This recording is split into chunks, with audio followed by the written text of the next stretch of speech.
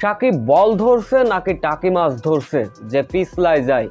ধারাভাষ্যকার কক্ষ থেকে সাকিবকে একই বললেন তামিম ইকবাল। ঠিক কি এমন ঘটেছিল তখন?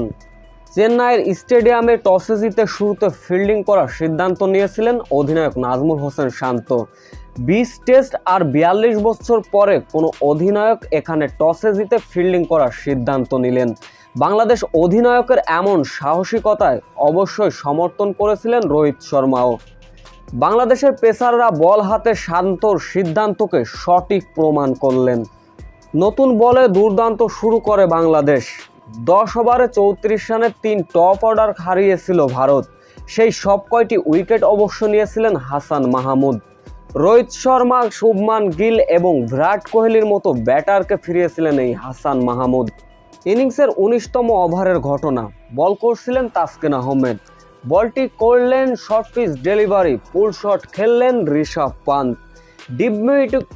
ডিপ মিড উইকেটে দাঁড়িয়েছিলেন সাকিব আল হাসান ফিল্ডার রূপে। ইজি ক্যাচ হাত ফসকে বেরো গেল সাকিব আল হাসানের। একবার, দুইবার, তিনবারের প্রচেষ্টায় সেই ক্যাচটি মিস করলেন সাকিব আল হাসান।